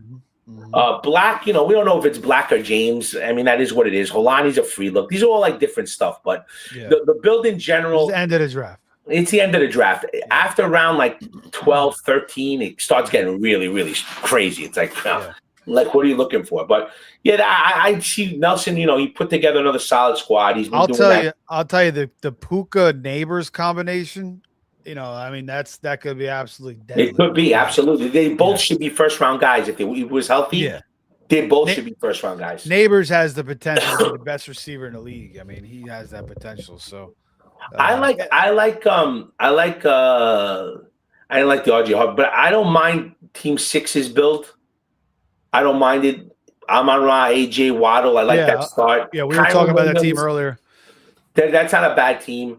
I'm a big wide receiver guy. So, Team 3 started off 4 wide receivers. They got Garrett Wilson in the 4th, which I think is a good value the way to take Garrett Wilson if you're going to take him there. You got Trevion Henderson that, to me, Trevion, if something happens to Ramondre or if Vrabel wakes up, this guy can win you a league. Easily. This guy can win you a league. Yeah. Easily. I don't get the Rashard White over Jonathan Brooks, but I mean, I like Rashard White also. I have tons of him. I like Wandale. Mason over Dobbins. I mean, I think he subscribes to FTN. I think, these are Nelson's guys and our guys. Okay. I think he subscribes to that, but I think he needs glasses. I think he's reading the rankings wrong. Well, Laporta, I'm not into Laporta. Honestly, I'm scared of his back. But Laporta, that's a great value for Laporta. Yeah, Laporta's a great value, and any double tap with Likely, which I like. I'm big time into Damon Claiborne. I think Aaron Jones. I noticed that. I think that Aaron Jones is dust. I mean, I don't want to fucking break everybody's fucking. Yeah, but it's still going to be hard to usurp a veteran like Aaron Jones. But remember, week 3 he's going to pull a hammy. It happens every year. He's going to miss 4 or 5 weeks. He could. You're right. Yeah, he does get hurt all the time. You're right. Then he went Goff. Then he went Goff. This guy, which I like Goff. Goff love combos fine. Dylan Sampson. I like Dylan Sampson. I think that they're definitely gonna use two RBs. I mean, I think that they're talking about Judkins being a 3 down back. I don't know if that's gonna happen, but Dylan Sampson's athletic. He yards after the catch. He's great at. I think that he's definitely going to have a role. I want to believe in Jaden Blue. I don't know if I can. I mean, I took Phil Maffa the other night in 19th round. Yeah, that's a dark. But I was reading in camp, he fumbled and then Blue had like a 50-yard touchdown on a reception. That's not a good one, definitely not. Kayshon Bouttie's a good pick. Yeah, Kayshon Boutie's really good, very, very good. Steve, is there anybody that you like? You do a million of these, obviously. Is it between FFPC and is there anybody that you just flat out say I'm not drafted no matter what? Or is that like very, very rare for you? No, it's not. I mean, just a matter of how I'm building a team. Like I'm gonna soft fade CMC. I'm gonna soft fade, Derrick Henry. I'm trying to think of who else. I'm trying to look at the board. You have a little bit of an age bias. I'm a kind of I'm kind of an ageist. You know, I'm a little. I'm bad with that. I'm gonna fade George Kittle. I just don't trust him. I'm trying to see who else on the board that I mean. I don't. I'm not in on Woody Marks. You're not drafting Woody Marks, right? No, Woody Marks, I'm not drafting because this guy spends more time in the injury tent than he does on the field. And I think that Montgomery is going to be the workhorse. Yeah. David Montgomery, 5th round, is a crime. But it's perfect if you go 4 wide receivers and you take Montgomery. It's absolutely perfect. Yeah, we were talking about that last night, and I was saying, it just makes so much sense. The only thing I don't like about it is everybody and their mother is saying it's so safe. So, sometimes, it goes that way. But same thing with Christian. I'm big time in on Christian Watson, and everybody's in on Christian Watson.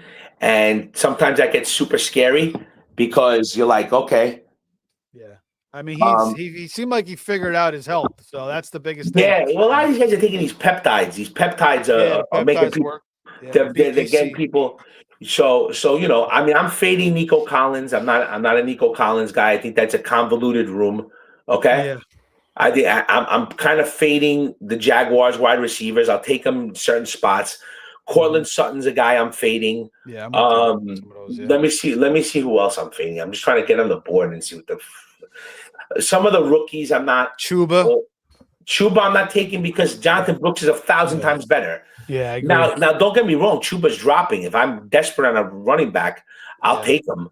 Yeah. So I mean that's not out of the ordinary. Travis Hunter, I wouldn't take ever. He needs an injury, and that is what it is. I'm taking him just because of the talent, and he's going so late. I'm just taking a shot on him. Yeah, I just don't think he's going to get there. Like guys. But the thing is, like, if I could get him the 17th, 16th, 17th round, this guy took him in the 13th round. This guy took him. Yeah, I've been getting him later than that. So I'm kind of soft fading all the. Well, I'm not really because I'm taking Jaden Higgins.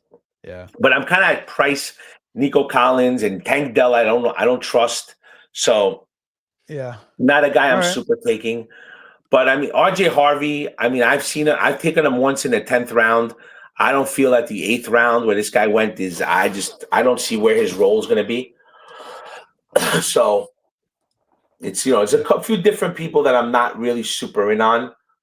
But for the most part, certain builds, you gotta, make adjustments. All right. I appreciate all the input there, Steve. It's been, like I said, you've been listening to the show since last year. So yes. I'm glad you got on here and you dropped everything. I want you to make sure you have a great trip, man. Thank you, brother. I'm going to see you in New York, man. I'm going to absolutely, be in New York. man. Absolutely. Yeah. We're gonna, Josh, good luck, man. I'm going to try to, Nelson's going to do the Monday draft, but eventually I'll come on Sin City when I come back. All right. All right, brother. Great to see you. Great to finally have you, man. All right, boys. Have a good night, man. You too. Bye-bye. Later, bro. All right, Josh. That was great to have Steve G finally on the show. What do you think here, man, on the board? He kind of touched on some of the teams. Anything else that sticks out to you here? Before we go finish up with my team, then we'll get out of here. Yeah, I think team 12 did pretty good with their draft. Yeah, that was a good team. I agree. I like that team. The only I don't know if Goddard was kind of an afterthought. I feel like they probably could have passed on Goddard since they have Loveland, but I can't hate on it. I feel like they did that draft the right way. I don't know about Dell and Pearsall, but it's so late. What's it matter? Like you're buying value, and if week 1 rolls around and they're not on the team or they're not going to play, freaking cut them. Did Jordan Love? I sent you a message and you didn't see it. Did Jordan Love cross your mind? Yeah, I was thinking about it, but I was hoping you were going to grab him. That's what I wanted to do, but again, I don't know. I think I was just kind of distracted overall tonight between everything going on. Because that would have been good spot I for did. him. I didn't want to really reach for him, in the Yeah. 15th round. I mean, I guess whatever. It doesn't matter at that point.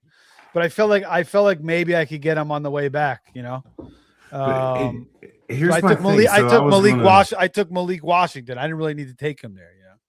Well, so earlier on when it was when you took Golden, and I said I'll hit on it, maybe hit on it later. Yeah. Jordan Love going where he's at is kind of messing my head up because we're so, Kraft has the potential to be so good, and then you've got Watson going where he's at. You've got Golden still there in the top eight rounds. Like, man, Jordan Love, but I think maybe it's about a little bit of the pass volume. I don't know. Yeah, I mean, Jordan Love that one year he had that 30 touchdown year. That was the year when he tore up the Cowboys in the playoffs. And then the next year I was like, this is one of the best stacks. Love and the Packers. And like he started out that year, I think it was like that Mexican game, whatever, they were in Mexico, and he got hurt and he kind of was never the same. And then Watson was getting hurt, and he just kind of hasn't been the same since that big season. So I think that's kind of like people are.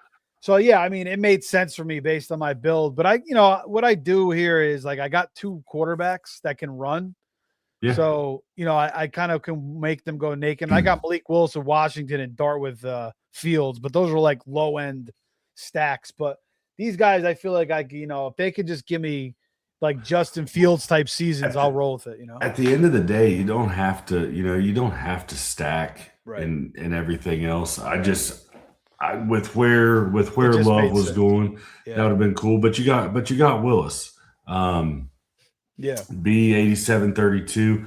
I wasn't ripping on your draft. I was just saying, I might have done something different. But you know what? When you look at it and you've got nobody there that you want, then there's nothing wrong with taking Goddard. I don't hate that. I love what you did because of having Lemon and Hurts. So I like it. That was good. And I love his first, I love his draft, man. Brown, Walker, Pickens, Evans, Loveland, Downs, Godwin, Lemon, Hurts, Goddard, Aaron Jones. Steve doesn't like him, but I feel like, he's a good depth piece at running back. Chris Rodriguez, he could have a nice little role. Marshall and Lloyd, we talked about him. Pacheco's in a good offense. Katron Allen, I like. Tank Dell, I like.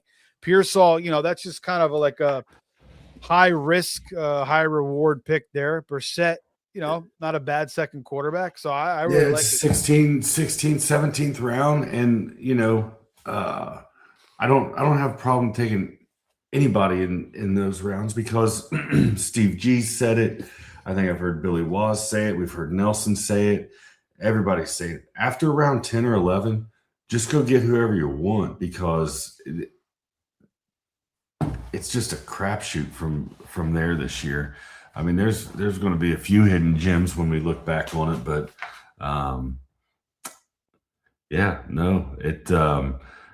it's a little bit of a different draft. Nelson and them went right on the money. Team 5. I think if I would have been Team 5, if I would have been Team 5, though, Dan would have kicked me to the curb.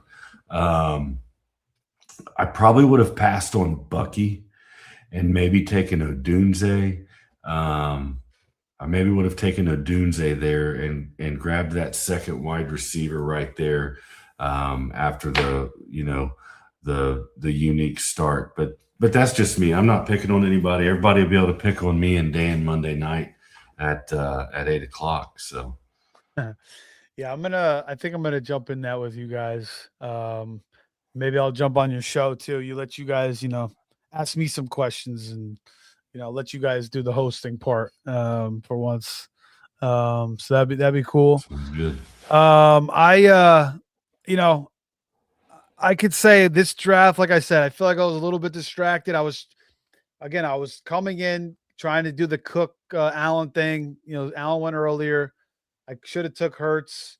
I should have took Love a little bit earlier. But again, I'm not crazy about either of those quarterbacks. and I'm fine with Dart and Willis because these guys are have the Konami code, so you could run naked with these guys. The only other thing I could say about this team is, maybe I could have used one more tight end, but Kraft, he's off the pup. Ferguson, has a lot of upside. I could always pick up another tight end. There's a couple tight ends that I like to pick up. And then I got Mitchell and Vidal. So I got, at least one of those running backs on that backfield. We'll see about Coleman. So, my first 3 starters are solid. And I like that I have a piece of that Chargers backfield. And then I like the receivers I took. I believe in all these guys that I took. So even Malik Washington, I feel like he could be the number 1 there. Malachi Fields, we'll see what happens with him. But overall, good draft, team 12, man. Shout out to you. I think Nelson with that, and now Neighbors is going in the second round, which is crazy. Because again, like last week, 2 weeks ago, he was going in the 4th, third, 4th. Well, we were on the, Nelson was saying he was, waiting for the dip, and that's exactly what me and Dan was doing.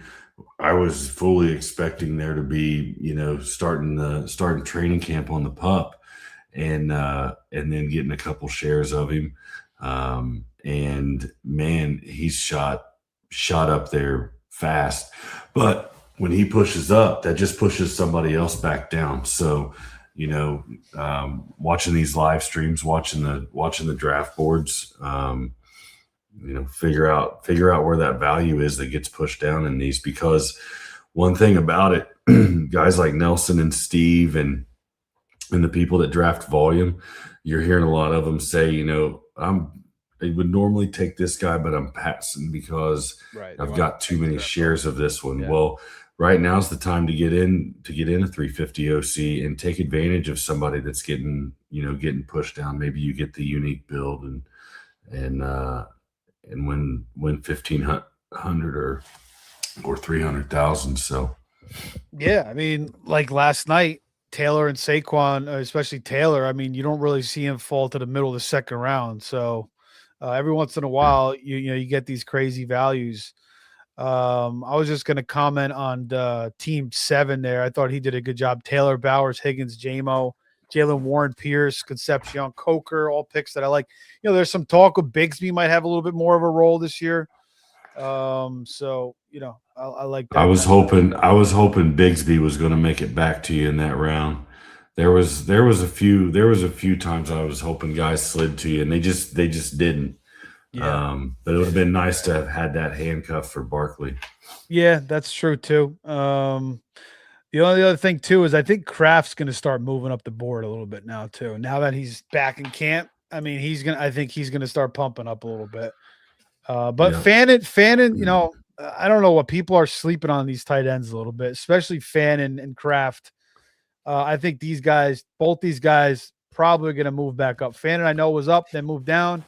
I don't know why, but I think he'll probably move up again. But Steve, I mean, everybody knows that the tight ends are pushed down, and you've got your top 3, 4, and that's just the NFFC drafters right now. And that's true. But I think once camp, these guys start showing out, the hype comes again, they'll start moving up a little bit. And we get some new drafters in too that like to do things a little different.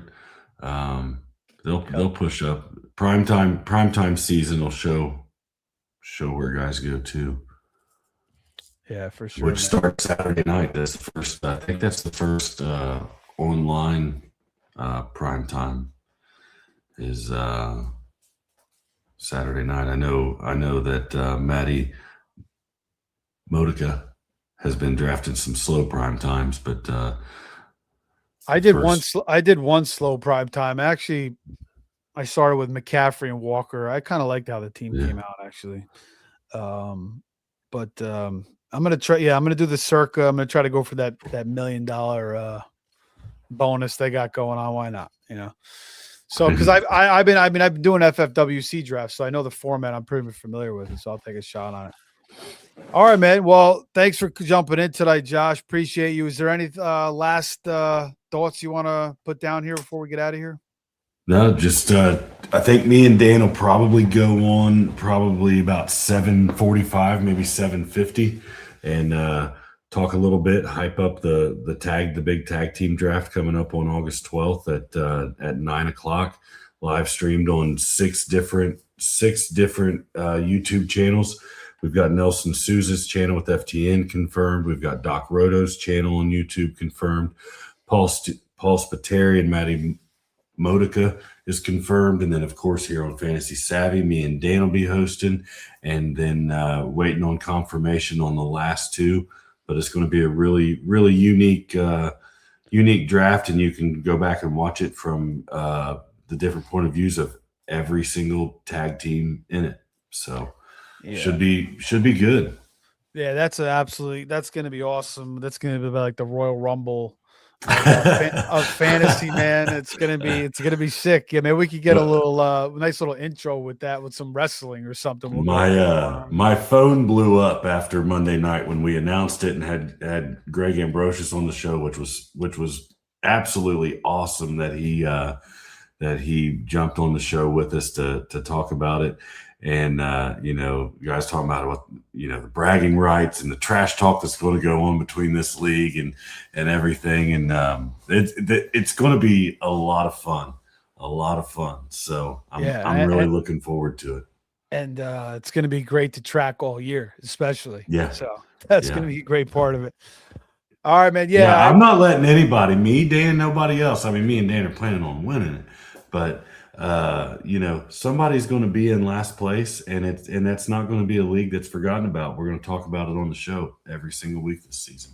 Yeah, and hopefully that will be a tradition for years to come. So absolutely. Great idea, man. You guys have been a great addition. Shout out to all you guys, Joe and Josh, Dan, Mike, and Joey as well. So yeah, check that out Monday night live stream. Will be with Josh and Dan. Like I said, maybe I'll jump into the draft and jump on the show too. But again, we're gonna have tons of these drafts all year. All up into the season, and then during the season too. We're gonna have a ton of content. Weekly recaps, weekly previews, betting shows. We also do NBA stuff, March Madness. So no baseball yet, but maybe we'll add that at some point. But appreciate all the listeners. Like, subscribe, share. Keep tuning in every single week. All right, Josh, man, have a great night, man. I'll talk to you soon. Have a great weekend. You too.